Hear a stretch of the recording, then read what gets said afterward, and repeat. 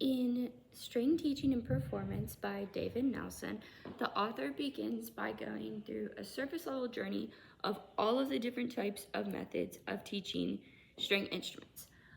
He says that it is one of the least studied things in music education, and that string teaching for studio classes is often based off of information for individualized instruction, and you can't apply individualized instruction to string classes.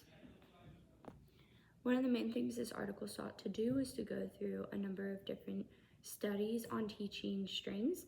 And so some of the main ones were a man named Boswell, who's the first to formalize a type of instrumental music intonation.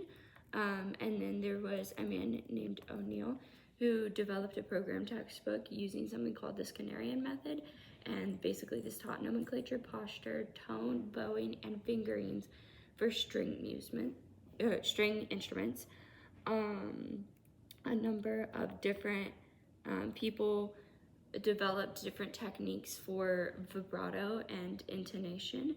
And then there were two men named Salzburg who conducted two different experiments.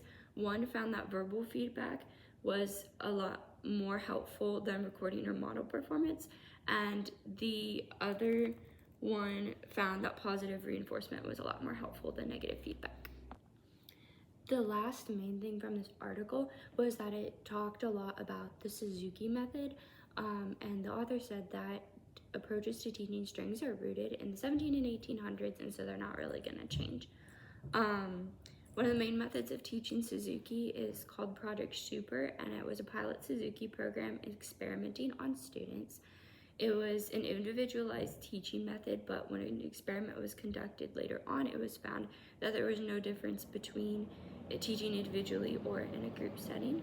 And the author concluded his article saying that the Suzuki method was the most common, but he believes that there could be a lot more research done on it.